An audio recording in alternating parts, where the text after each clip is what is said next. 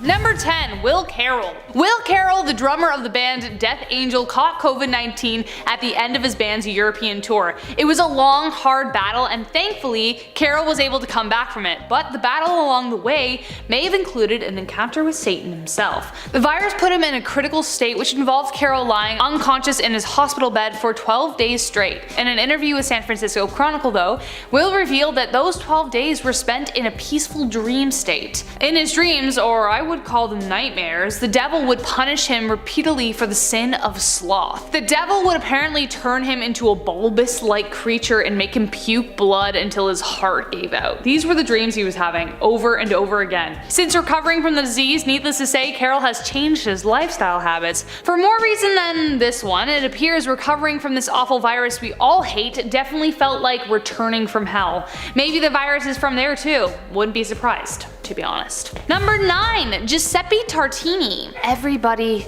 wants to be the best at something, but for Tartini, the best just wasn't good enough. Tartini was born on April 8th, 1692, and the guy might as well have been born with a violin in his hand. He was brilliant, a brilliant musician and composer, and he thought so too, until one day he heard someone playing the instrument he dedicated his life to with a kind of expertise that he had never heard. This sent him spiraling, and for 12 days, Tartini locked himself away, practicing all hours of the day. While he drove himself mad, the devil decided to pay a visit to a desperate soul in a dream. He offered to make Tartini the most masterful violinist in the world in exchange for his soul.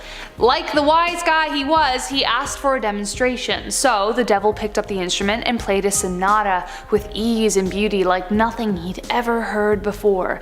When Giuseppe awoke, he scrambled to write down the sonata, which has become easily one of his most popular pieces of work. Its name? The Devil's Trill, and I listened to it and it is beautiful. For his entire career though, Tartini remained frustrated with the piece, as he was never able to play it exactly as he had heard it. This story is a reminder to never make a deal with the devil, as you never really get what you asked for. Number 8. Rose La Tulipe.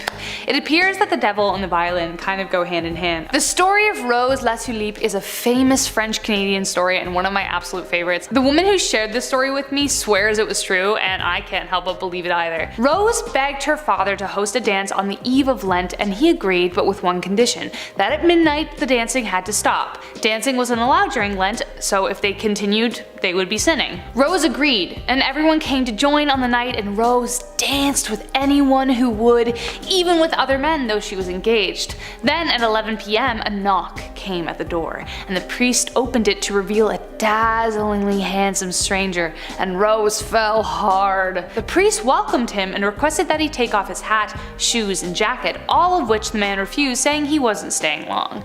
He immediately swept Rose in a dance and asked no one else for the remainder of the evening. As soon as midnight hit, the dancing stopped, but the man whispered in her ear, "Just one last dance, my Rose." With struggles she resisted, but suddenly her feet, bewitched it seemed, began dancing without her. The man then kissed her, and the spark from their kiss set the house ablaze. The next morning Rose was found mumbling around the ashes, now mysteriously an old woman, the devil having taken part of her soul with him.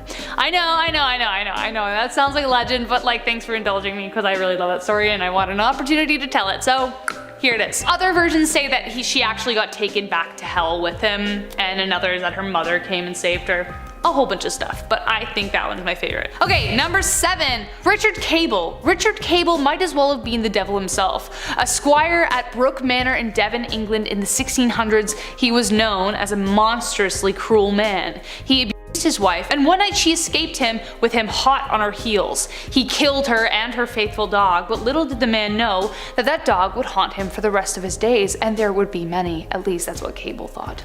Cable had made a deal with the devil to live forever, but mysteriously, Cable passed away in 1677. But it appears the devil did give him everlasting life, as a spirit walking the moors at night, forever being chased by a herd of hounds. The locals even put iron bars around his tomb because there were so many sightings of him wandering around the moors. Instead, now, a red glow occasionally emits from his resting place, and the howls of demons are said to gather, waiting to claim his soul for their master. Number 6. Saint Dunstan. Saint Dunstan was a saint who lived in 900s, and for some reason the devil loved to visit him. He was a talented metalsmith, and one day an old man requested that he make a chalice for him. Dunstan agreed, but when he looked back up at the old man, he had shifted into a woman and then very suddenly a boy. Immediately he knew it was the devil, but fearing his wrath, concealed his distress and crafted the chalice. Subtly though, he put his blacksmith tongs in the fire, and quick as he could he thrust the tongs onto Satan's nose and cast him from the cell. That wouldn't be the last time he saw the devil though. Dunstan would face him once again and attack the devil by hammering into his hoof, and only agreed to remove it if the devil agreed never to cross a threshold where a horseshoe hung. And that's why today horseshoes are considered good luck, so take a lesson from that. Number 5, a boy named Scott. An article written by Richard J. Bonifant recounts several near-death experiences in order to try and see similarities. Some usually describe a light or a tunnel, but after a little boy named Scott got into an accident, he may have met something much darker. On June 10th, 1995, Scott and his family were enjoying getting ice cream from the ice cream truck, as you do, but Scott was so excited he ran out from behind the truck and he got hit by another motorist. He was almost declared dead, but 8 hours later, thankfully, he awoke in intensive care. The weirdest part was that he described in perfect detail what had happened to him as if he was watching from across the street. He knew every single detail. It was really freaky. Even recalled trying to give his dad a hug, but passing right through him. The scariest thing though was who he ended up meeting. He suddenly faced a dark vortex and felt himself being drawn into it by the haunting, putrid image of the devil. Scott said he looked like a man made of rotting flesh, and he tried to grab Scott, but he was whisked away into a tunnel of light, so it was kind of like the devil's trying to steal him from God. I'm glad things ended well for the little boy, getting to be with his family again, but still, not something anyone wants to see in the afterlife. Number 4, Dr. Paul Thigpen. All of a sudden I felt as if the darkness had filled my whole body, and that there was maybe a little part of it that was still me. That was a clip of an interview with Dr. Paul Thigpen, who despite being raised under a Christian household became an atheist before he was even 12 years old. That is until one day he was hanging with his friends when he was around 17 by the water in the front seat of a car. All 3 of them were squished in, and a palpable darkness began pressing into the top of his head, all the way to the bottom of his toes. He said it took over the majority of his body, and though he'd become an atheist, he didn't drink or do drugs, so we know this isn't a psychedelic experience, but his body suddenly felt like a kind of superhuman strength taking over him. A voice in his head whispered, "I'm throwing you into the water." To this day, Dr. Paul can't swim, and his body started moving across his friend's seat to leave the car. He knew he was going to die. Then he heard another voice that said, "Focus on the cross." He suddenly remembered the cross his girlfriend gave him, so he grabbed it, and meanwhile his friends were like freaking out. After holding the cross for a while, he said the darkness subsided, and when he told his friend what had happened, he said, "That's strange. The same thing happened to my girlfriend." He sought counsel from another friend who without a doubt said that he had been visited by the devil. Later he discovered that his girlfriend's friend was a witch, and that kind of pointed all the arrows in that direction, so who knows. Was it a demon or in fact the devil? Either way, something changed his mind. Watch the rest of the interview and decide for yourself. Number 3, the man with the glowing eyes. Reddit user Dabby_U_69 had an experience as a kid that I don't think anyone could be the same after. They grew up in a pagan household, which apparently meant you saw a lot of weird stuff. But one day, on a Tuesday in the afternoon, she was playing with the daughter of a family friend who they called Jay, just outside as you do. So they're just playing, and then all of a sudden Jay just stops dead in her tracks and points behind her. She froze and then turned around slowly to see, and I quote, "a tall shadow man about 6-7 feet tall in a trench coat and hat. The scariest thing about him was his eyes. Oh God, his eyes. Huge, red, and glowing circles, but its actual eyes were small, bloodshot, and his pupils were tiny. The man reportedly tried to strangle them, but they bolted too quick for the house. Once they told their moms, they in turn freaked out because apparently at the same time the man appeared, the TV had turned long static. They brought in a psychic who said, 'My love, the devil is here and he wants to hurt you. He was sent by someone, but we don't know who.' The woman then gave a crystal bottle filled with sage and lavender along with something else to ward him off, and apparently the bottle is running out. So I hope she's okay." Number 2, Father Gabriel Amorth. Father Gabriel Amorth was the official exorcist for the Diocese of Rome and claimed to have performed 60,000 exorcisms before he died in 2016. But one day in 1997 he encountered a spirit he never thought he'd see. A slim young peasant man was escorted to a small room where Father Amorth waited him. Immediately he knew something was wrong.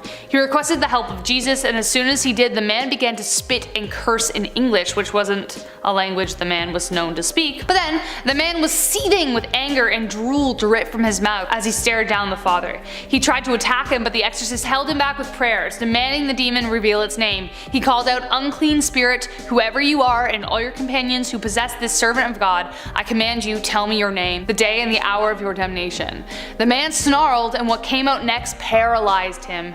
Dripping evil, the man said, "I am Lucifer." He continued fighting the devil with prayer, and the windows formed ice crystals as he did so. The man also bent backwards for 25 minutes, howling at him, then began hovering at 3 feet in the air. Was it him? We don't know! We just don't know, but it certainly sounds like it. Number 1, last but not least, we kind of have to talk about this because I think a bunch of people saw the devil here. Castle Huska is one of the creepiest places in the world, as it was specifically built to keep the devil inside. Legend says that the castle was built over a gateway to hell. From afar, it looks like a typical old castle until you get closer. The castle wasn't built to be lived in, as evident by the fake windows and doors. Though there's a way inside, people don't recommend you step foot in there. In 878 AD, winged beasts and half-human creatures spilled from the gateway and terrorized the people in the village. Somehow they held them off long enough to build the place, but they were still curious. When construction first began, prisoners in the village would be offered a pardon if they agreed to be lowered by rope into the hole. The first man to attempt it is said to have met the devil himself while he was down there. He was tied up and slowly lowered. After a few moments in the darkness, the man began screaming and begged to be pulled up. By the time they hauled him up, he looked as though he aged 30 years. His hair was white, his skin creased and speckled. They tried to discover what he had seen, but the man was incoherent and was later put into an insane asylum before dying 2 days later. Starting off this list, in our number 10 spot we have Ariana Grande. This is a terrifying paranormal encounter had by the super sweet Ariana Grande. Back in the Yours Truly era for the star, while in Kansas City, she and some friends took a visit to Stull Cemetery, which legend claims is one of the gates to hell on Earth. This turned out to be a more haunting visit than the group had bargained for, however, as the singer recounted that suddenly they, quote, felt this sick, overwhelming feeling of negativity over the whole car, and we smelled sulfur, which is the sign of a demon, and there was a fly in the car randomly, which is another sign of a demon. I rolled down the window before we left and said, "We apologize, we didn't mean to disrupt your peace." Things only got more spooky for Ari though when she later tried to send her manager a picture of the cemetery. This photo she attempted to send came back with an error saying that the file couldn't be sent due to the fact that it was 666 megabytes. In our number 9 spot today we have Miley Cyrus. In an interview with Elle UK, Miley Cyrus opened up about a haunted apartment that she and her family stayed in during her 2009 European tour. She said, quote, "It was seriously so terrifying. It used to be an old bakery and they turned it into an apartment building, and I was having really crazy dreams and really scary things, and one night my little sister, it sounds crazy to tell you, but she was standing in the shower and all of a sudden I hear her scream. I run in there and the water had somehow flipped to hot, but it wasn't like the water had just changed, the knob had turned, but she hadn't turned it and it was burning her. She was really red." She continued on with the chilling tale by saying, quote, "Before I felt this, I thought I had seen a little boy sitting on the sink watching me take a shower, so I felt really freaked out. I was sitting there the next night, and maybe I'm crazy, but I could have sworn I could see this little boy sitting there on the sink caking his feet. My mom was getting mad that we were looking into it because she thought it was going to scare Noah, so then my aunt, who we hadn't told about this, comes in and she starts freaking out. She's like, I have no idea what happened, but I left the apartment and I came back and all of the doors and windows were open. I locked the apartment." She finished off her creepy story by saying that there were a few more strange things that happened, and this all was enough for her to swear off ever staying in that place again. Miley believes the haunting ties back into the history of the building and says that the apparition she saw matches up with who once lived there. In our number 8 spot today we have Adele. The haunting story of Adele starts off when she decided that she she had had enough of fans and paparazzi outside of her London home, so she decided to purchase and move to a new home in Sussex. This house, in its past life before housing the Grammy Award winner, is said to have been a convent. Despite the change, Adele continued to be visited by people she didn't want in her home, but this time the visitors were otherworldly. The singer claimed that she began to hear noises that she was unable to find the source of. Things in her home also began to fall for seemingly no apparent reason, and apparently these paranormal encounters made Adele so unsettled that she had to hire a bodyguard to stay in her house full time. Hopefully these plaguing hauntings have since stopped, but only Adele knows for sure. In our number 7 spot today we have Ozzy Osbourne. One of the most famous rock stars ever, Ozzy has long been connected to the occult.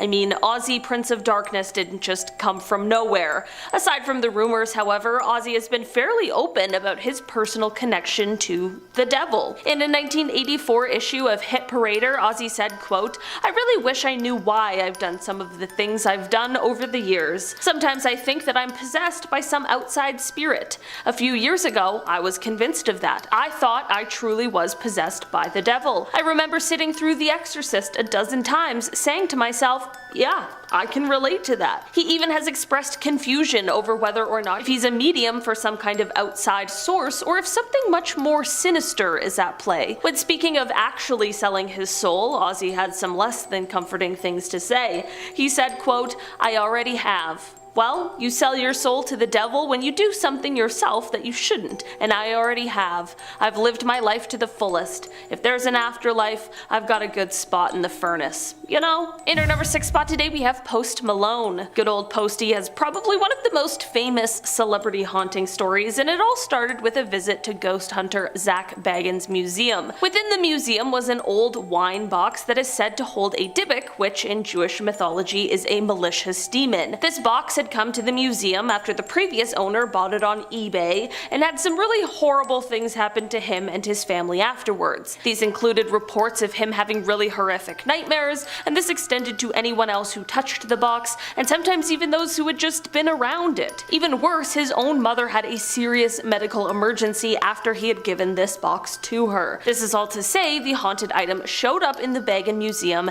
and then 2018 rolled around and Post Malone decided to take a haunting tour of the occult collection. During this tour, Post Malone reached out and touched the box, and, well, he has been dealing with the consequences ever since. These are said to include the same horrific nightmares detailed by the box's previous owner. In our number 5 spot today we have Bob Dylan. Not necessarily who I really expected to put on this list, but there was an interesting interview back in 2014 that made many people speculate that the musician might have actually sold his soul. In the interview he was explaining that he owes his years of fame and success to a deal he made.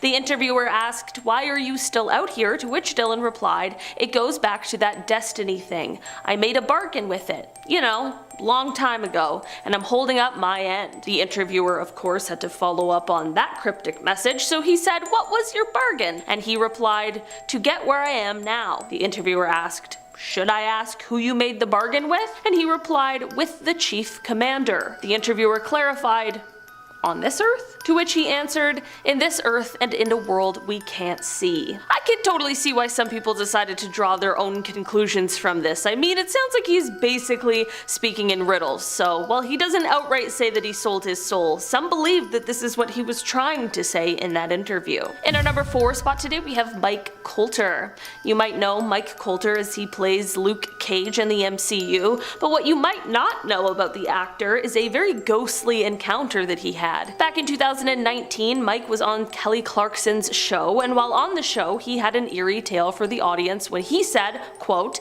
"I'm from the South, and there's a lot of things that happened in the South that don't happen anywhere else." Of course, Kelly inquired further, and that is when the star revealed a reoccurring moment that he claims happened, quote, "night after night." His mother basically explained it to him as a spirit being attracted to his energy. He said, quote, "When I was a kid, I used to have this thing that was sitting on my chest when I would sleep, and it was keeping me from getting up, and I couldn't open my eyes, and I would struggle." I don't know about you guys, but that sounds absolutely horrifying. I know a couple demons that could match up with that. Maybe it's a sleep paralysis demon, who knows? In our number 3 spot today, we have Vanessa Hudgens. Just last year, in April of 2022, Vanessa appeared on the Kelly Clarkson Show. I guess everyone's just on the Kelly Clarkson Show talking about their paranormal experience. And during this appearance, she spoke about having, quote, a lot of paranormal encounters over the years. She said, quote, I kind of shut it down for a while because the unknown is scary, but I recently was like, no, this is a gift and something that I have the ability to do, so I'm going to lean into it. Expanding on how she is leaning into these abilities,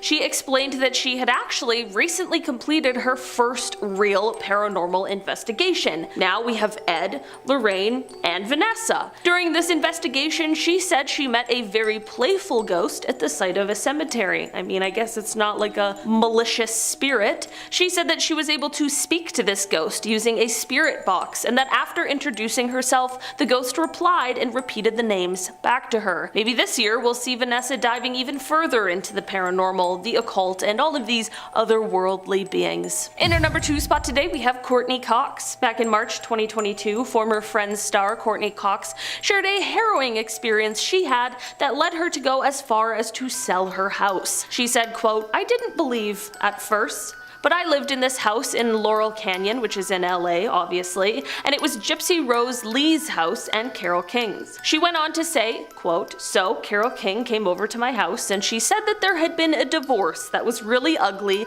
and that there was a ghost in the house. And I was like, yeah, whatever. But other people would stay there with me, like friends of mine, and they said they felt an encounter with a woman who was sitting on the edge of the bed. Despite these tales from her friends and even doing an actual seance with Carole, Courtney still wasn't really a believer of the supernatural. This all did eventually change, however, and it happened when a UPS worker came to her house. Quote, I was at the house one day, not being a believer. The doorbell rang, it was a UPS guy or something, and I opened the door and he said, do you know this house is haunted? And I go, yeah, why? Why do you think that? And he goes, because there's someone standing behind you. And I was like, let's sell. She said she quickly put the house up for sale. After that, and that she, quote, couldn't sleep there alone ever again. And finally, in our number 1 spot today, we have Cynthia Rowley. So there was a show called Celebrity Ghost Stories, and in an episode, Cynthia Rowley showed up to share her haunting tale. The designer recalled a spooky tale that took place at her estate, which is located in Greenwich, Connecticut. She explained that there was a, quote, ghost-like feeling in the house, which certainly is an eerie feeling, but soon a feeling turned into something a little bit more tangible. Eventually, Cynthia began seeing a sort of apparition in the corner of a room in the home. This apparition appeared as a woman who was wearing a sort of scarf over her face. This is all chilling enough, but things only got worse when Cynthia had to escape a fire in her home. She did, thankfully, and was fine, but then the local fire chief told her something she hadn't previously known. The woman who once owned the home she now lived in was called the, quote, Diamond Match Heiress, who was badly burned in a blaze. Seems like Cynthia may have been haunted by the previous owner of the house, and not just in like a tacky decor kind of way, I mean like for real haunted. Number 10, The Violinist. It's been long said that successful artists have made a deal with the devil, and this has been going on for hundreds of years. An Italian violinist named Giuseppe Tartini claimed the devil appeared to him in a dream and played for him the most incredible piece of music he had ever heard. Here is how he described the experience. One night in the year 1713, I dreamed I had made a pact with the devil for my soul. Everything went as I wished. My new servant anticipated my every desire. Among other things, I gave him my violin to see if he could play. How great was my astonishment on hearing a sonata so wonderful and so beautiful, played with such great art and intelligence as I had ever even conceived in my boldest flights of fantasy. Upon waking, Giuseppe tried to recreate it, and that became his magnum opus, known as the Devil's Trill Sonata. Number 9, Exorcism Gone Wrong. In 1997, Father Gabriel Amorth conducted his exorcisms in Rome, and he asked for the help of Jesus, and the young man he was dealing with began to curse and spit, and started using English instead of his native Italian. Screaming and howling, the demon burst forth and looked straight at him, drooling saliva from the young man's mouth. Father Gabriel said he returned fire with prayers and other ritual recitations, demanding that the demon reveal its name. He said, "Unclean spirit, whoever you are and all your companions who possess this servant of God, I command you, tell me your name, the day and the hour of your damnation." The man fixed him with a glare, snarled, and said, "I am Lucifer." Father Gabriel was shocked. He did not expect to receive such a terrifying response. The father mostly used prayers as his weapon, reciting verses of liberation from the Roman rite of exorcism. As Father Gabriel continually commanded the demon to leave the host, it eventually left, but my goodness, that sounds absolutely terrifying. Number 8. Witch trials. Sarah Good was one of the first 3 women to be accused of witchcraft in the Salem witch trials, which occurred in 1692 in Massachusetts. On March 25, 1692, Sarah was tried for witchcraft, and when she was brought in, the accusers immediately began to rock back and forth and moan, seemingly in response to Sarah's presence. Later in the trial, one of the accusers fell into a fit. Now, Sarah denied the allegations against her, but another woman on trial admitted to being the devil's servant. She stated that a tall man dressed in all black came to them, demanding they sign their names in a great book. Although initially refusing, she eventually wrote her name after Sarah, and another woman forced her to. When Sarah was allowed the chance to defend herself in front of the 12 jurors in the Salem Village Meeting House, she argued her innocence, proclaiming that the other 2 were the real witches. In the end, however, Sarah was convicted of witchcraft and sentenced to death. So, did she really meet the devil, or was she innocent? Who knows? Number 7. Strayed from the path. This is the testimony of Jennifer Perez, who was brought up in a Christian home. She strayed from that path, got into drugs, died, and was sent to hell. Fortunately, she was given a second chance, but this is her story. She was in the hospital and her spirit woke up, but her body didn't. As a spirit, 2 men dressed in red approached her and told her to come with them. She went to heaven and saw the Lord and 2 angels, Gabriel and Michael. She and Gabriel went through a black door and it was dark and they were falling. The farther they fell, the hotter it was, and she said it smelled like sulfur. They got to the bottom and she realized that she was in hell, seeing people being tortured by various demons. The cries and torture scared her, and then she saw a massive red creature in the middle of it all, just watching everything. She assumed that this was the devil, and it terrified her. After this, she then ascended back to heaven and was asked for a second chance. She then woke up in the hospital, alive, and devoted the rest of her life to God. Number 6. Mom met the devil. A user on Reddit posted this story about the time their mother met the devil. They said, "My mom told me a story of when she met the devil. She was in high school, she had a friend who was dating an older man. He was probably 20 to 30 years older than her, and he gave her a necklace. Not wanting to get caught by her parents, she gave the necklace to my mom. She wore it, and that night when my mom slept, she dreamt of a man. Clean cut and handsome, but disturbingly evil. She said all she knew about the man was that he was pure evil. He came up to her face, eyes locked on her, stone cold and expressionless, reached for her neck and grabbed the necklace from her neck and twirled it in a circle in the air like a witch's pendant. She jolted awake and couldn't feel the necklace, and in a panic she looked all around for the necklace and found it under her pillow in a perfect spiral." Number 5. TikTok doctor. Once, a man who was pronounced dead by his doctor after being injured said that rather than seeing a bright light and the feeling of coming home, he instead saw hell itself and met the devil. A doctor took to TikTok to explain that he encountered a young man in his early 20s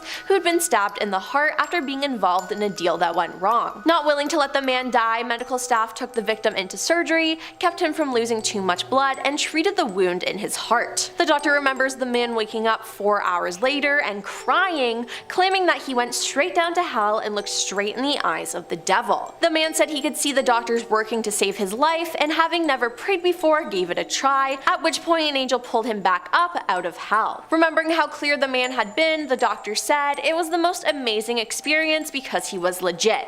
I mean, nobody makes up an experience like that. The last I heard, he's completely changed his life, he gave his life to God, and I still to this day, the look in his eyes when he woke up, the terror, I'm absolutely convinced he did meet the devil. Number 4. Working for the devil. Gilles de Rais was originally hailed a hero of France for his role in the 100 Years' War, a time during which he served as a comrade in arms to Joan of Arc, dark, but the nobleman Gilles de Rais lived a secret, gruesome second life where he enjoyed ending the lives of people who couldn't defend themselves. In September 1440, de Rais was arrested after an almost decade-long spree in which he may have ended the lives of over 140 victims. During his trial, both de Rais and several of his servants/accomplices confessed to their evil deeds. Besides ending people's lives, he also admitted to engaging in Satanism by reportedly summoning the devil and his demonic minions. While the nobleman refused to sell his soul, he offered the blood and organs of his victims in exchange for knowledge and power over the dark arts. Number 3. God wanted her to see hell.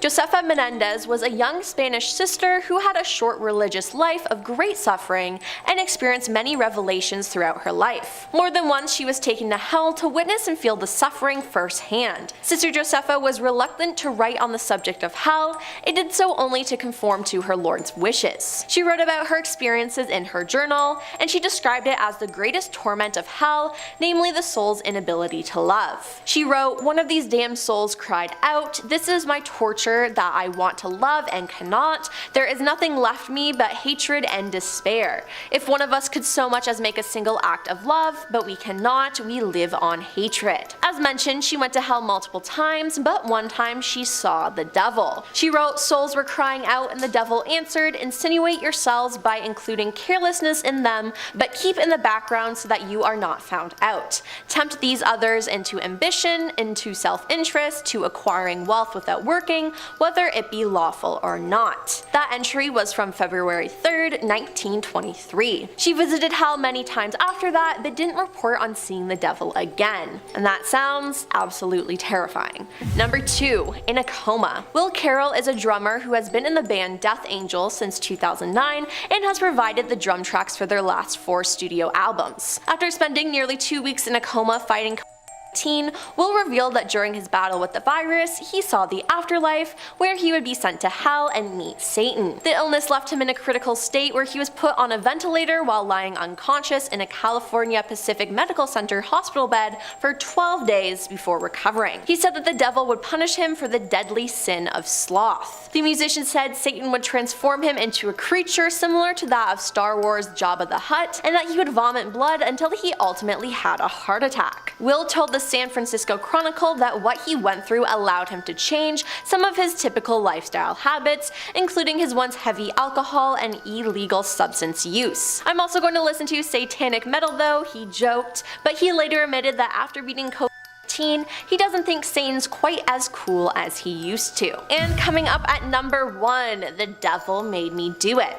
Sound familiar? It's because the third Conjuring movie has the same title. This film is inspired by the real events that took place with Arnie Johnson. Ed and Lorraine Warren were helping exorcise a possessed boy named David Glatzel in the early 80s. David's family had seen him being beaten and choked by invisible hands, and that red marks had appeared on his neck afterwards. David had started to growl, hiss, speak in otherworldly voices, and recite passages from the Bible as well. They did many exorcisms on David, and Lorraine said that David levitated, ceased breathing for a time, and even demonstrated the supernatural ability of precognition. During his exorcisms, there was also a rocking chair in the room that would allegedly rock on its own, levitate, and even vanish and reappear. David and Lorraine also claimed to have seen the devil sitting in it. Arnie then coerced one of the demons to possess him while participating in one of David's exorcisms. Afterwards, Arnie's personality changed. He would fall into a trance-like state where he would growl and hallucinate, but later have no memory of it. Then one day, his and his girlfriend's Debbie's landlord was drunk and misbehaving,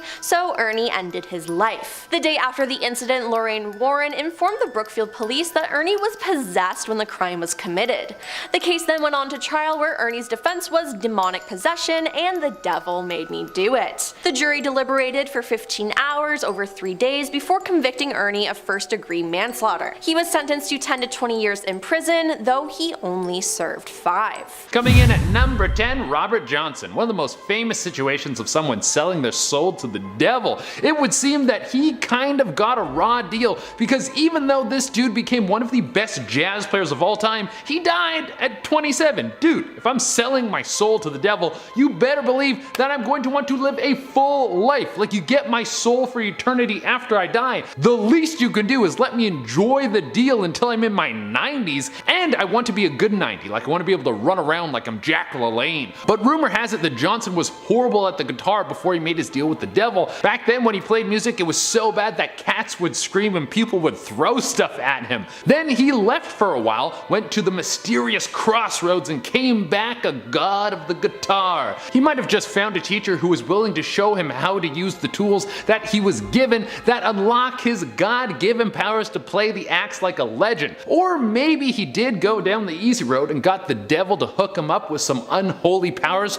to juice the whole thing up a little bit. Either way, if I was him, I would have played into the rumor, because it would have made you more popular. Everyone would want to come see the man who sold his soul to the devil to play like a god. They would want to know what the devil could give you. Coming at number 9, we have Giuseppe Tartini. This is really how you reach legendary status. Just like Robert Johnson, you want to be a person so good at your craft that the only way people can justify it is by saying that you made a deal with the devil, that you are so unreal at ripping down what you do that you must have done some dirty work to get that good. That's what I want from my life. I want people to be like, this dude was for sure on some performance enhancers, or he was using black magic, because there's no way that anyone could be that good at what this guy did. That's what happened with Giuseppe. This dude was ripping through the violin so good that people were like, the devil must have hooked him up with some good juice. People thought that he could have had 6 fingers on one hand that allowed him to play notes that no one else could ever play. The story goes that Giuseppe woke up and the devil was sitting on the edge of his bed just ripping the violin. Like, the dude was so legendary at the violin that Giuseppe was awestruck. Then the devil just vanished. Giuseppe quickly wrote down everything he could remember from the song, and that became the Devil's Trill Sonata. It blew people away and everyone was breaking down to that song. It was so sick. But Giuseppe said the song that the devil played was even more legendary and was super lit. Those were his exact words. Coming in at number 8, we have Christian Bale, one of the greatest actors of our generation. How does he do it? Well, it must be the devil. I'm starting to see a pattern here. It seems like back in the day, people used to say the best people must have sold their soul to the devil in order to become great, because how else could they do it? Nowadays, if you become rich and famous, you are part of the Illuminati, which worships the devil. I mean, it's the only logical answer, right? It's not like people just work really hard and then they are able to achieve things that no other person ever could. There's no way that these speculations could be coming from people who haven't achieved anything of substance, looking up at the people above them and then creating insane dialogue so they can cope with their inadequacies. No, that could never be the case. But in the case of Christian Bale, he did actually thank the devil in one of his Golden Globe speeches, which is pretty sus. I mean, he was probably just trying to stir the pot because he knows that people will freak out if he says something like that, or maybe the dude does believe in the devil. I don't know. Alright, coming in the next spot, we have Johann Faust. Unlike the other people on this list so far, this dude is a legendary bad guy. Faust was a teacher, professor, and one of the smartest people of his generation. He was alive in the 1500s, and back then he had one goal and one goal only. That was to become the smartest man alive. He wanted people to bow down to him and his genius, and he wanted the recognition that he believed he deserved. Because of this, he had an ego the size of Jupiter and thought that everyone was beneath him. He would beat his students, and he was known for being rude to everyone around him. Now, I don't know if it's because this guy was so mean or if it's because he was really into magic, but people thought that he was working with the devil. I guess if you're mean and you like magic, there would be nothing stopping you from getting into the dark arts. People even thought that this guy's dog was a demon, that it walked around, a demonic dog, and tried to attack people, and when no one was looking, it would morph into a human that would serve Faust. Eventually, the dude died, and it was the spectacular fashion in which this dude died which solidified him as someone who worked with the devil. His lab exploded, and the dude died in a ball of flames. The rumor says that there was a pair of hoof prints burned into the floorboards. Coming number 6, we have Niccolo Paganini. Man, back in the day, if you could rip the violin that good, people thought you must have been up to some funny business. There is no way you could get that good just off of skill and hard work. No way at all. Niccolo Paganini was very young when he picked up the violin. At only age 11, he would touch the instrument for the first time, and right away it would seem that he was destined to be one of the best in the world. When he was still still a teenager who was performing in front of hundreds of people. This guy was definitely a prodigy. But as we have learned, the theme of this list is that people can't trust you if you start to get too good. So there was talk that this dude sold his soul to the devil. People said that he would perform rituals to make himself more powerful, and that he even used dark magic to infuse a soul into his violin so it would sound even more beautiful. People say they saw the devil come out of him and stand next to him when he played. The kicker to this was that he didn't want to be blessed before he died. This was something that was very common back in the day. People wanted a priest to give them some sort of magic so they could go up and hang out with God, but Paganini denied this. Maybe because he knew he was going to hell and it was going to be way cooler and way more fun than going to heaven. Coming in number 5, we have Jimmy Page, once again hitting it with a legendary musician. It would be no surprise that the lead guitarist of Led Zeppelin, one of the greatest rock bands in the world, has suspicions circling around him that he made a deal with the devil. I mean, when rock and roll was coming up, everyone was saying that it was the devil's music. Well, then the devil has great taste, that's all I'm saying. But there's a little more juice to this than Republicans in the 70s being afraid that music was going to bring the end of the world. The thing is, Jimmy was actually a huge fan of the occult and apparently was very open about following the teachings to try and get better at guitar. Hey man, if you're trying to make it to the top, there isn't really anything wrong you can do as long as you're not hurting anyone. Cast a spell from a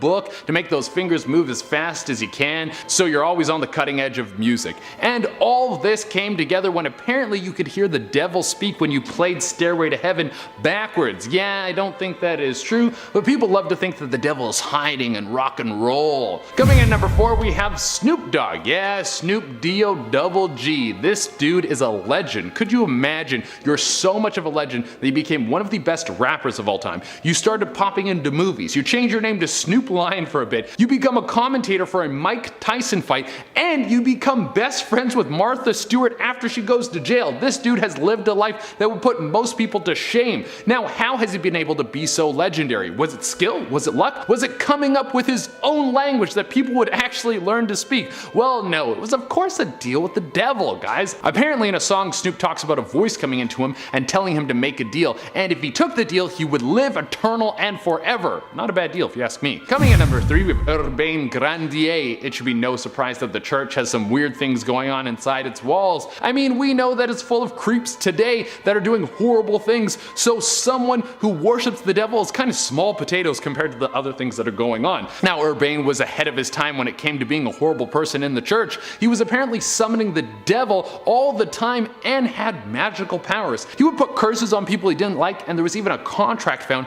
that was said to be signed by the devil, and it was used against him in court. Could you imagine today, someone finds a fake contract and then they use it against you to put you in prison? Lol, that is great. And coming in number 2, we have Antonia Rose. This case of selling your soul to the devil was so famous that it impacted the culture of witches forever. So Rose was living back in the 1400s, and she wasn't doing well. She was trying to take care of her kid, but her husband had left, so she had to do whatever she could to try and keep this kid alive. Apparently the stress of just trying to stay alive started to wear on her, and she started to indulge in psychedelic drugs that you could rub on your skin. She was seen rubbing it on a broom handle and then riding it like you see witches do in popular culture today. Eventually people started to make claims that she was a witch and working with the devil when she attacked someone who came close to her home. She was arrested and convicted of being a witch and selling her soul to the devil. And coming at the number 1 spot, we have John Moulton. Now this one takes the number 1 spot just because it's funny. Apparently John Moulton was ready to sell his soul to the devil, but he had a plan.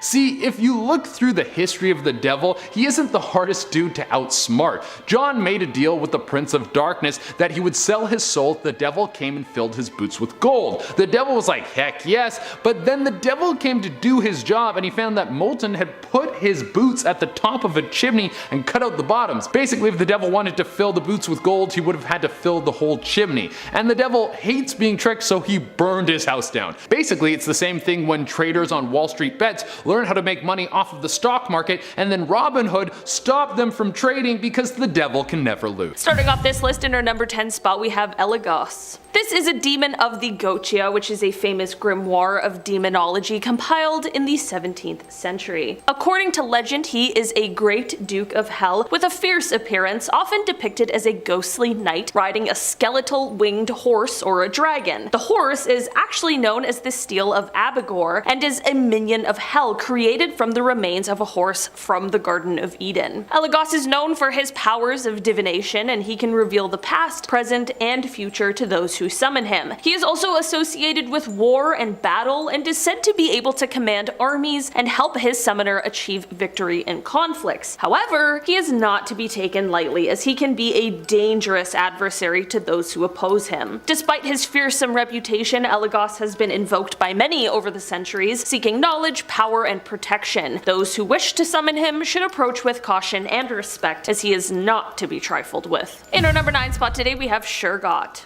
Shurgot is a demon who is said to have the power to open all locks and gates. In demonology, he is considered one of the 72 demons of the Gotia, and according to legend, he is able to open any lock or seal, even if it is magically protected. This is of course a terrifying power, but there is a bit of a workaround. It is also believed that he can only open locks that have been closed properly and cannot open locks that have been left open or unlocked. Shurgot really got his rise to fame after his battle with Pope Honorarius III. The Pope had become hyper-focused on the oncoming war against demons and was summoning them purposefully in order to banish them back to hell. Shurgot was the last demon the Pope was able to summon, and for each demon he had written down all of their strengths and weaknesses, but for this one, all he wrote was the power to open all locks. Shurgot is often depicted as a man with the head of a lion or as a lion with wings. He is sometimes also shown holding a key or a set of keys, symbolizing his power over locks and barriers. In some traditions, Shurgot is considered a minor demon, while in others he is considered a very powerful and dangerous spirit. In any case, he is not a demon to be messed with, as his power over locks and gates can be both a blessing and a curse. In our number 8 spot today, we have Burith. Burith is a demon who is often associated with the underworld and is said to be one of the most powerful demons in the infernal hierarchy. He is known to be a demon of knowledge, specifically pertaining to sciences and technologies, as well as an expert in the art of persuasion. He is said to have the ability to make one rich and wise,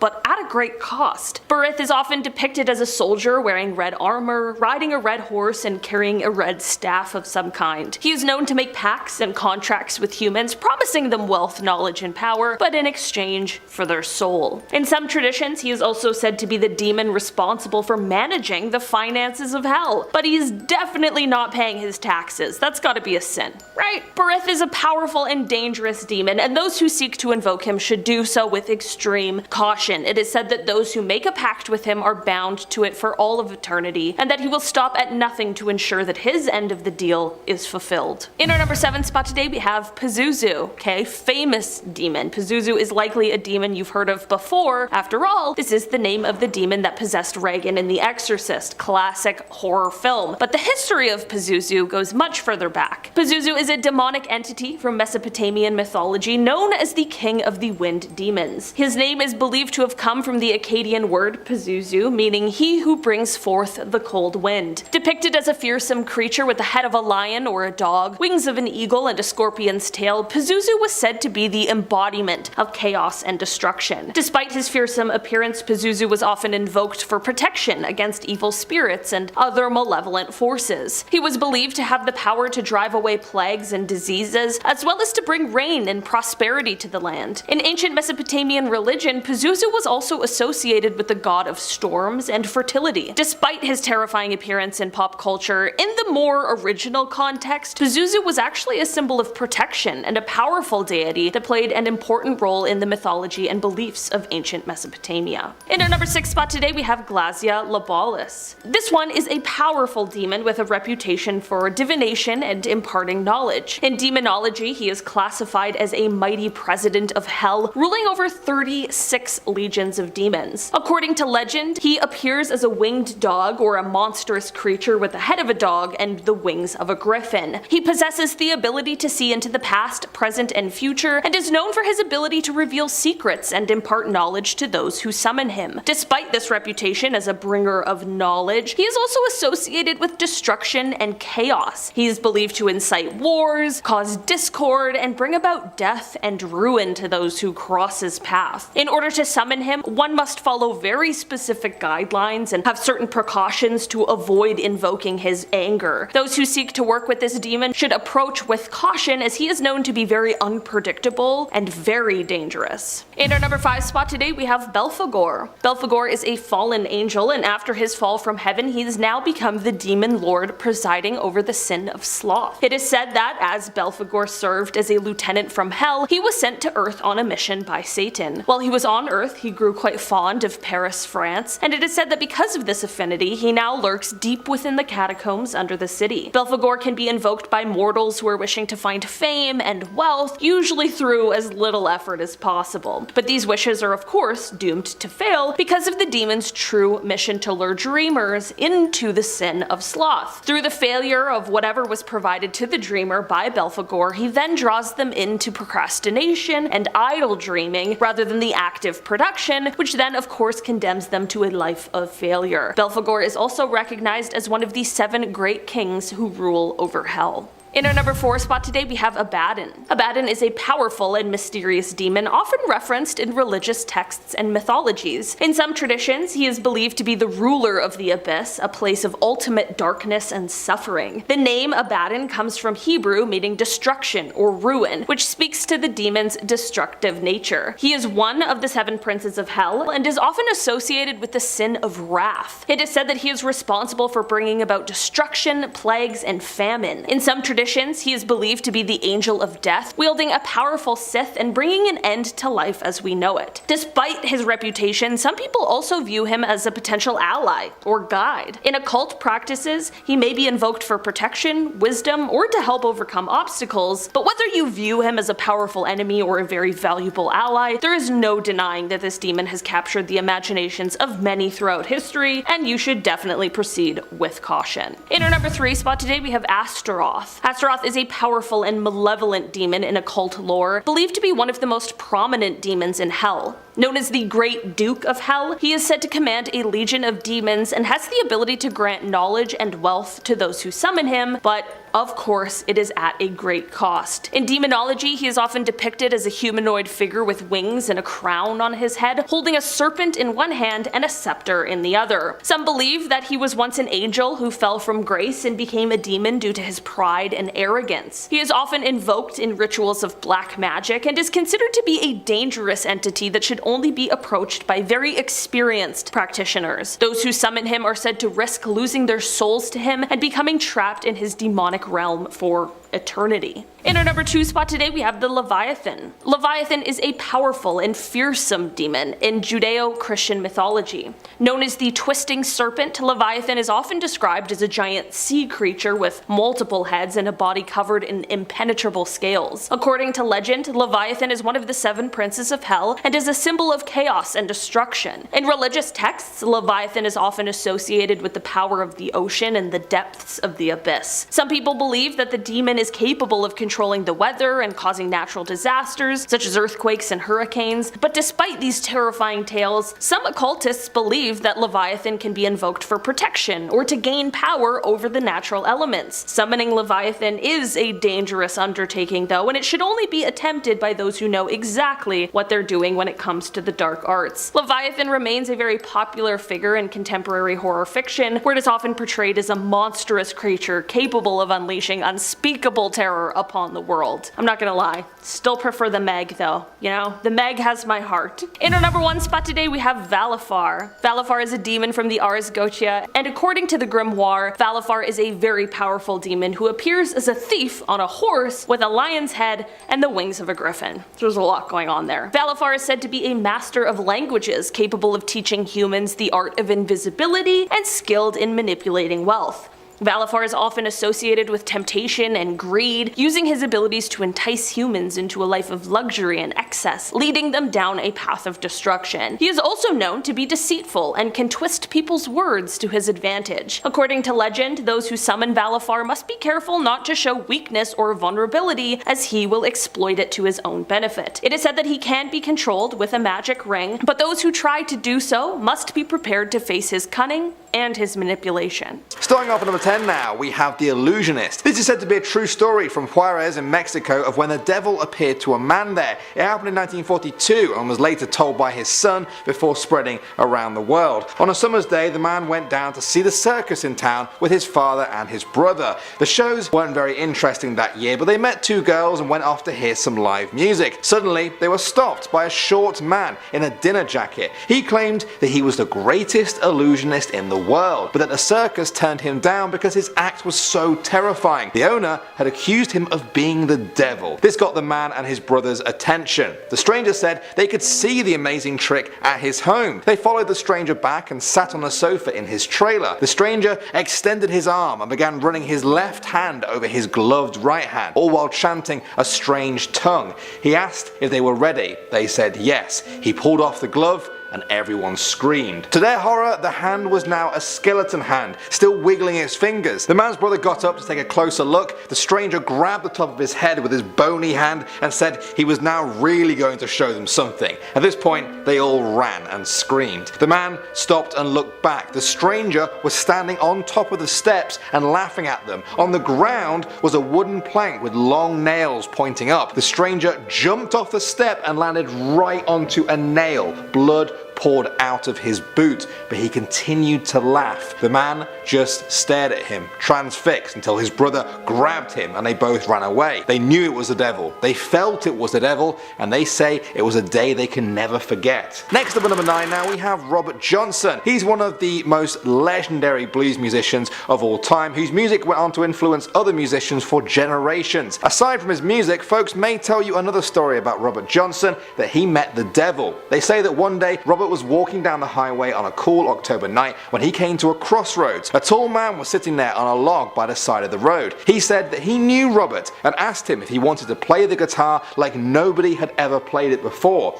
to be the king of the Delta blues. He said yes, he wanted that. The devil warned him though that although his music will enchant the crowds, his soul will now belong to him. This is not just any crossroads, the devil said. I put this X here for a reason and I've been waiting on you. Then the devil possessed him. Robert's eyes rolled upwards in their sockets. The moon pierced his eyes. Then he looked at the man straight in the eyes and said, "Step back, devil man. I'm going to Rosedale. I am the blues." Now, whether or not you believe that story, Robert Johnson was an incredible blues musician. I was actually listening to him as I wrote this script, and he also died under mysterious circumstances involving some sort of poison when he was 27 years old, which historians are still trying to fully understand. Moving on to number 8 now, we have St. Dunstan. He was a 10th century hermit who lived in Glastonbury in England. One day a mysterious stranger approached him and asked that St. Dunstan use his skill in smithing to make a chalice for him, a sort of holy cup if you like. Dunstan agreed and set to work. As he worked away though, he saw the stranger change form from man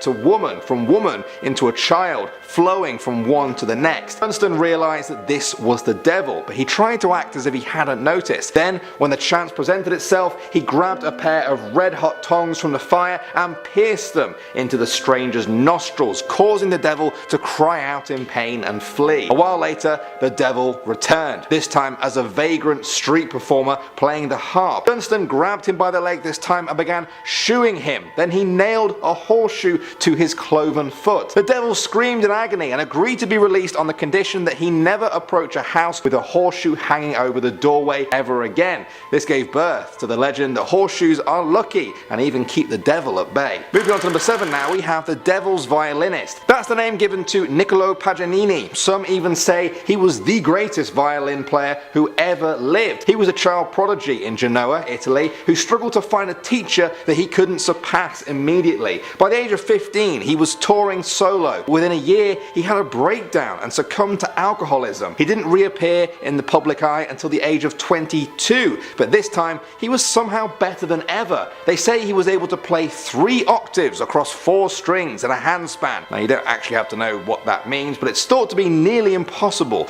even by today's standards. He was a striking sight in his performances. Very tall and very thin, with hollow cheeks, very long fingers, pale skin, and flaming eyes with thin lips that held a sardonic smile. To top it all off, he wore all black for his performances. Soon, rumours began to circulate that his violin was the devil's instrument, that Paganini had actually made a deal with the devil. Some say they saw the devil help Paganini play, others say that they once saw lightning bolts hit the end of his bow during a performance. When he died, he turned down his last rites from a priest. The official account is that he did this because he thought he wasn't going to die, but others say it was because he feared the blessing of a priest. Coming at number 6 now, we have The Richest. This is the story of Jonathan Moulton. He was an American general who helped the US win the Revolutionary War. He's also known for trying to trick the devil, apparently. Despite being very rich, Moulton wanted more. One night, sitting in front of his fireplace, Moulton said out loud that he'd sell his own soul to the devil to be the richest man in the province. Not want to miss out on the offer of a soul, the devil appeared right there and said that he would make the deal and fill Moulton's boots with gold coins every single month. For a while, Moulton enjoyed finding the gold in his boots every month, but soon he wanted more, and he hatched a cunning plan. He cut the bottom of his boots off and put them on top of the chimney. The devil filled up the boots, but eventually noticed the shoes never filled. The coins were just tumbling down the chimney where Moulton was practically swimming in them. As revenge, the devil took back all the gold he'd ever given Moulton. He burned down the house and kept his soul in hell for eternity. Legend says that years after his death, Moulton's grave was opened, and instead of a skeleton, they found a coffin filled with gold. Next up at number 5 now, we have Saint Pio. Talked about Saint Duncan earlier, but he wasn't the only saint on this list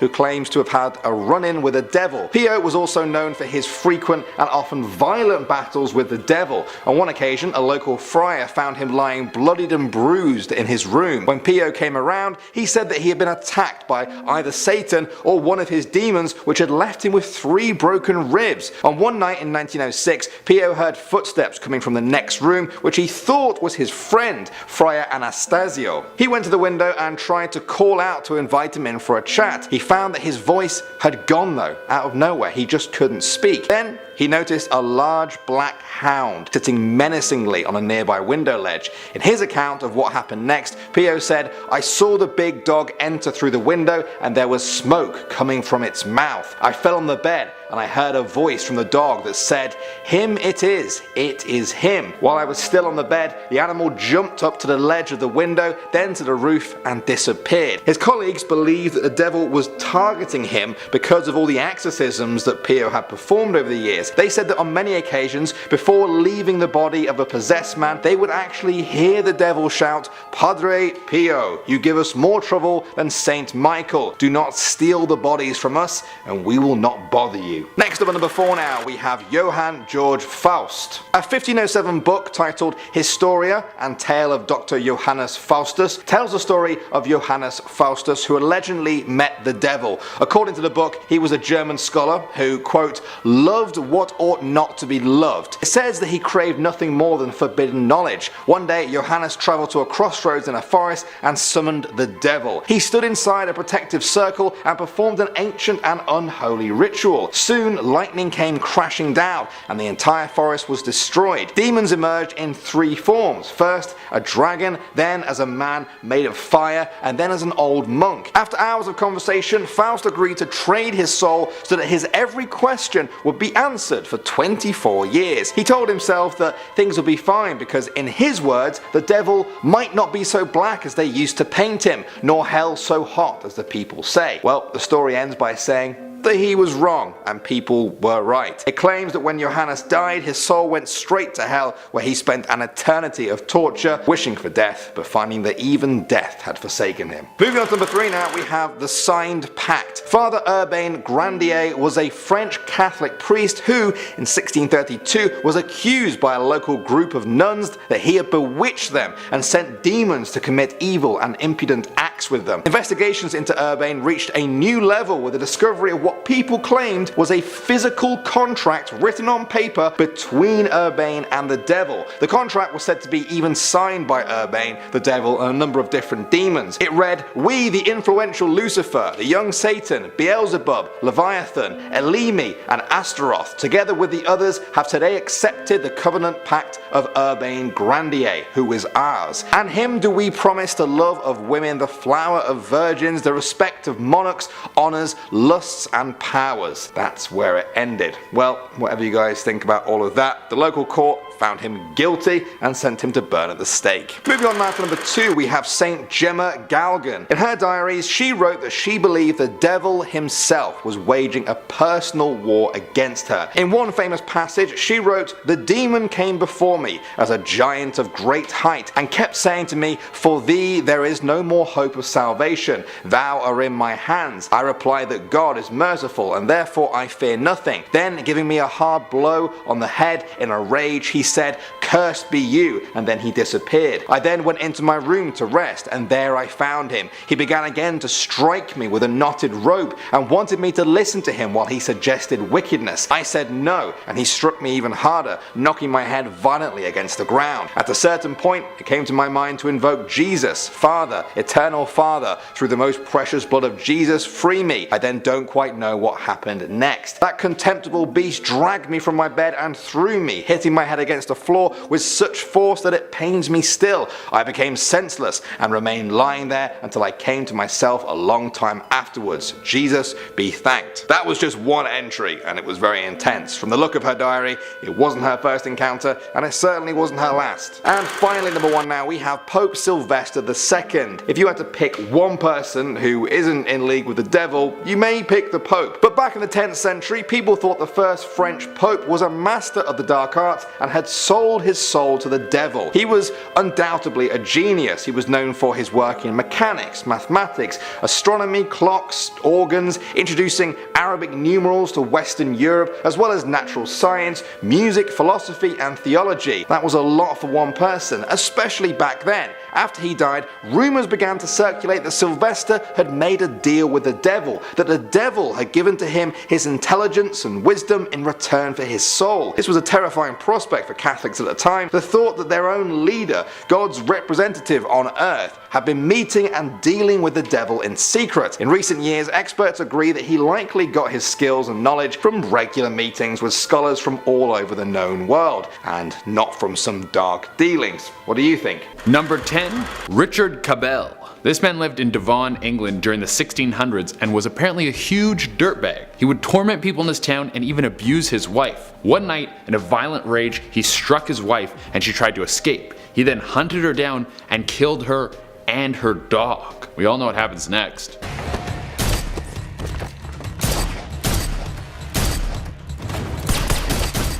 People believe that he felt he had the freedom to treat everyone horribly because he made a deal with the devil for immortality. But he did eventually die on July 5th, 1677. After he died, there were reports of a ghostly figure walking around the gravesite. This freaked out the locals so much, so they put a giant slab of stone on top of his grave, as well as encased the tomb with metal bars. And it was said that at night you could see a ghostly figure that kind of looked like a beast with glowing red eyes. Some people thought that it was Satan looking for the soul that belonged to him. Number 9, the carpenter. The devil's weaved into history in so many different places. This ancient tale comes from a village called Tyrol in Austria. The legend has it that the locals had a well-traveled bridge that they used to cross from their village to a village called Schruns. One day, the bridge was destroyed in a massive flood. The villagers were very distressed, so they got help from a local carpenter. They told him that if he could rebuild the bridge in 3 days, they would pay him a huge amount of money. He knew such a task would be impossible, so he asked the villagers if he could have a day to think about it in order to come up with a solution. That night, when he was trying to find a way to build the bridge in such a short period of time, he was visited by a man with a little green hat. I love how these stories just have some creepy dude that shows up to your house in the middle of the night, and you're like, I wonder what he wants. It couldn't be anything bad. Well, the little man told the carpenter that he would build the bridge for him, and he could keep all the money. The only thing he wanted in return was the soul from the first person to leave this house and cross the bridge. The carpenter knew this was the devil, devil, so he had a plan. The next day, the bridge was built and the carpenter showed up. The devil saw him there and was jumping in excitement to get his prize. Then, the carpenter pushed a goat onto the bridge and said, "Here's your soul." You got played, dude. Legend says the devil took the goat and people started roasting him as he was walking around with the goat. People were like, "Hey, you should have read the fine print. Oh, you two look like a great couple." I just love the idea of people roasting the devil. Like, oh, Prince of Darkness can't trick a tradesman. Number 8. George Lukens. Back in the day, if you got sick, you kind of had two options. You either got sicker and died, or you could go to a church and get an exorcism. On May 31st, 1788, George Lukens wasn't feeling too hot. He had started having convulsions, and it was reported that he would yell in a voice that didn't sound human. So he went to the doctor, but after trying almost everything, the doctors couldn't cure him of whatever his ailment was. So he had plan B. He went to see Reverend Easterbrook to get his soul washed. The Reverend tried to help George, but it seemed that what was tormenting him was too strong for just him. So he brought in 6 other priests to perform a super exorcism. The 7 of them took their combined power to cleanse George. During the process, he changed through 7 different demonic personalities, one of which claimed to be the devil. After the super exorcism, George was cured. And probably didn't live past 35 because that's how life went back then. Number 7. The Codex Gigas. Would you read a book that might have been written by the devil? I think that one's a hard pass for me. I'll stick to reading the back of cereal boxes. Well, the Codex Gigas is said to have the devil's actual handwriting, and whoever reads it becomes cursed. Why would you read that? I don't know if I believe that the devil's handwriting is in the book, but I wouldn't want to be wrong just for some light reading. The story goes that back in 1523, Ludovico Spoletano wanted to make the best spaghetti ever, so he summoned the devil. Nah, I'm just kidding. He wanted to answer a series of questions he'd been asked. Exam season is very tough. It's documented that the devil possessed him, grabbed a pen, and started writing. Most of the text has never been decoded except for one sentence that says, "I think it smells like updog." Number 6. Through the Window. This one was written by Redditor Gayreka. It's a story his father told him about when his dad was growing up. He said that when his dad and uncle were younger, his uncle was a bit of a rebellious kid. Never listened, would stay up late, draw dicks on everything. His father told him that it was a big problem, that his uncle was constantly challenging authority and would get in fights with his parents all the time. Well, one night, the whole family heard a blood-curdling scream come from his uncle's room. The family rushed in there and his uncle was freaking out. He said there was a man standing outside his window. Their father went to check for someone but couldn't find anything. His uncle describes the man as wearing a long trench coat and having no face except for glowing red eyes. After this, his uncle was as sweet as pie, became a respectful member of society. So was this a devil encounter? Or was this a story a father told his son so he wouldn't act up? That's healthy parenting. Scare him psychologically, but he'll be a good kid. Number 5. Michael Scott. No, God! Not the hilarious character from The Office. Michael Scott was a Scottish mathematician born in 1175 and is considered one of the most brilliant men to come out of Scotland. He traveled through Europe and eventually ended up in Italy. While in Italy, his brilliance didn't go unnoticed. He gained the attention of Emperor Frederick II. Frederick brought Michael into his court as the head astrologer. But when you're a super smart guy back then, people get a little suspicious. It's said he could summon demons to do his bidding, and they would go all over the world to bring him delicacies. And that's just where his power started. There's myths of him defeating a coven of witches that he turned into stone. It's even said he changed the course of the river Steeds. But the most famous one is him summoning the devil to build a road to his castle. His father had just built a shiny new castle and it needed a road. I mean, you don't want to be the only castle in the neighborhood without a road. Like, what do people think? So he called the devil and many demons to build a road for him. He could have just hired contractors. He owed the devil his soul and foresaw that the devil would kill him by dropping a rock on his head. So he always wore a metal cap. Clever girl. But one day, he took off his metal cap when entering a church, and a rock fell on his head and killed him. They get you when you least expect. Number 4.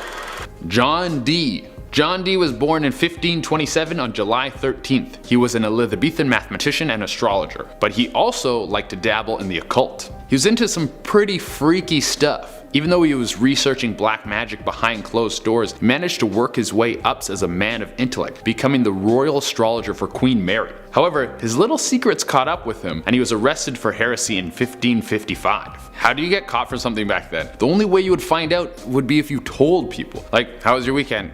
Pretty good, you know, sacrificed a goat to the Dark Lord. Anyways, when he got out, he kept digging into the occult. In 1582, he claimed to contact the spirit world. People weren't a fan of this, so he had to move up north to the Manchester Collegiate Church. You can go visit his office to this day. There's the desk that he worked at with a giant burn mark in it. It's said that it's the devil's footprint. I would be pissed. I work all this time to summon the devil. He shows up and he puts his feet on my furniture.